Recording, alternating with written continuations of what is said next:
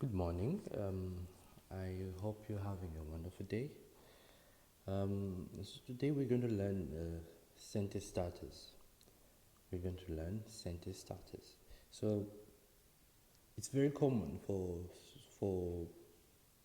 people to start sentences in a monotonous way. It's very common for people to start sentences in a monotonous way. What does it mean? Very often you see sentences that start with pronouns I, they, he, she, or the articles the, at, yeah. You know, I did this, she did this. It's very common for you to see these ones, and sentences are really quite vapid. Yeah, I can use this word. Yeah, you need to make the reader interested, but you cannot make them interested if your sentences are all generic. All right, you need to make it more interesting. All right, so that's what we're going to learn today. We're going to learn how we can make our sentences more interesting, how we can add variety to the beginning of our sentences to make them more effective, and also to easily get across the ideas that you're trying to express, but also in a very nice way that the reader doesn't get easily bored. So if you start the first sentence of your of say an article or say an essay with maybe blah blah blah, of course this is very generic.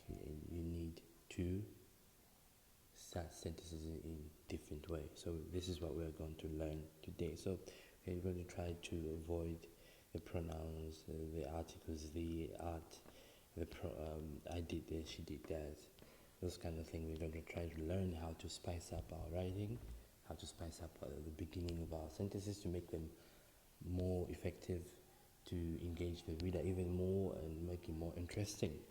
So that's what we're going to learn today. Okay, so number one, we have the fronted adverbial. The fronted adverbial. So the fronted adverbial, it's the name is self-referential. The name explains itself. So it's an adverb that comes at the beginning of the sentence. It's an adverb that comes at the beginning of a sentence. So let's explore these two sentences here. The first one and the second one. So here, he hid until we were gone. He hid until we were gone. So this is a normal sentence, not very interesting. He hid until we were gone. Of course, if you see that in the story, it's not all that kind of interesting. There's not much kind of interest in it. But we can make it more interesting by starting with an adverbial. We can start with an adverb at the beginning. Yeah. So we've revised it here. We said sneakily, which is an adverb. Remember, ILY. Many adverbs in ILY, isn't it? Sneakily, we hid until we were gone. So rather, supposed to be hid. There's a mistake here. We hid till we were gone. Sneakily, we hid till we were gone. So here, of course, these two sentences are conveying the same idea, but the expression of sneakily gives us more information of how the action was done, isn't it? So here there's more information. Yeah, there's more nuance to this sentence. There's more detail to this sentence than there is to this one. How did you hide? So sneakily here is giving us information of how the action of hiding was done. So it's very effective. There's more detail in it. And then of course the first one. So you can start with an adverb. Try to think of creative ways of starting with an adverb to make your sentence very effective. So if you add sneakily here, of course we try to imagine how the person was hiding. Alright. So it's even more effective here. Alright, so we can go on to the next sentence. Number two, you start with a feeling. You start with a feeling. Alright, so there's a feeling here, like what was felt, what was felt about the characters, what you felt, etc., etc. They looked for the dog everywhere. So we have first sentence says they looked for the dog everywhere, and the second sentence worried. They looked everywhere for the dog. Okay. But before we move on, you may have noticed there's a comma here, very important punctuation mark. So go back to the adverbial. Remember the comma after the what? The adverb. So don't forget that punctuation mark. Okay. So going back, let's start feeling. So here, they look for the dog everywhere. Number one, and number two, worried. They look everywhere for their dog. So here, what does it do? There's a feeling that is being conveyed. The word worried, isn't it? Why is it important here? Because the word worried here, it shows how the character may have felt at the same time while doing the action, isn't it? This one doesn't convey the feeling of the character. We don't know. So here, this one here, it effectively, very effectively connects the reader to the character, so you can get that connection to the character. They're worried. You can get into their emotions. If you know the emotions of the character, then you can easily get close to the character. So the word worried here is an emotion, but also it's very, very effective in getting the kind of connection to the character. If you're trying to build a character, in other words, if you are doing characterization, words like these ones can do what? Can be very effective, because the reader will get a certain connection or a certain closeness to the character. So remember, worried, as in the first example here, you also have to put a comma after what? The word. Okay?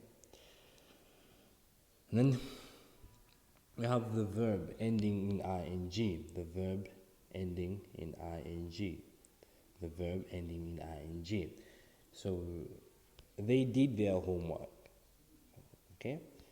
They did their homework. They did their homework. Alright.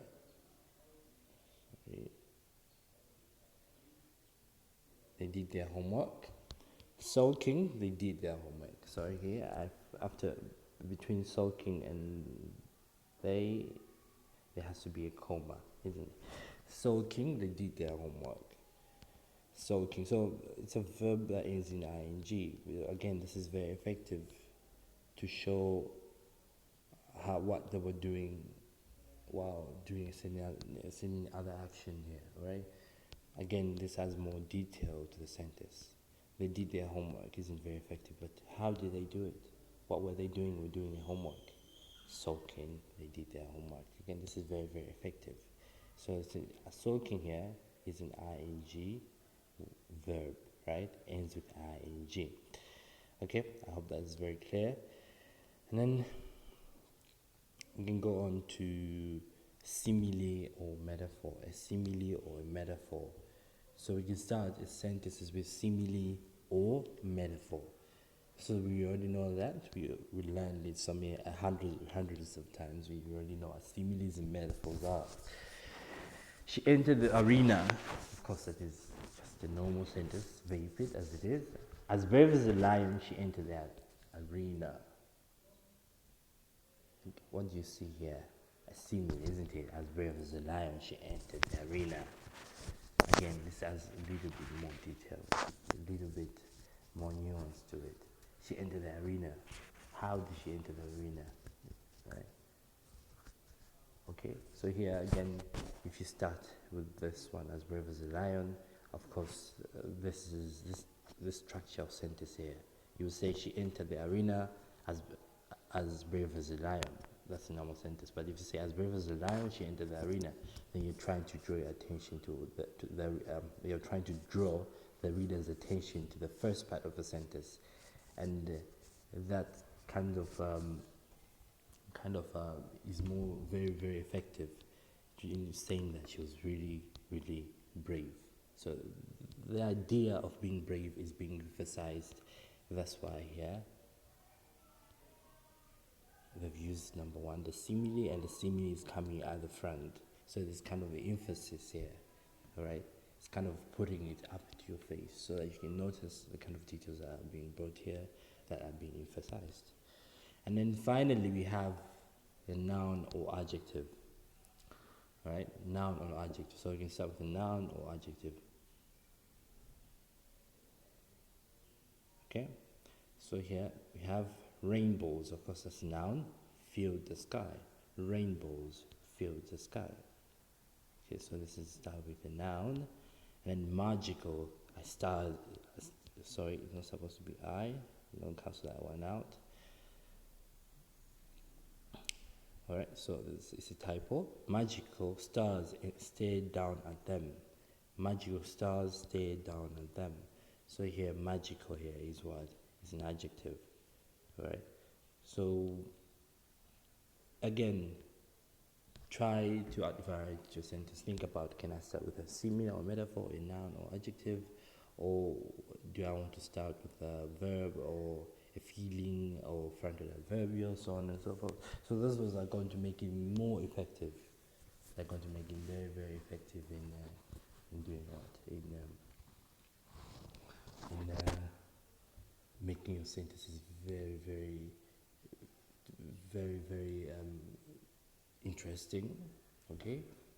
They're going to make your sentences the emphasis of your sentences, what you're trying to emphasize, is going to come out there. And then, of course, if you're trying to narrate, if you're trying to write a descriptive writing, these are very, very effective in adding interest to the reader. Bye.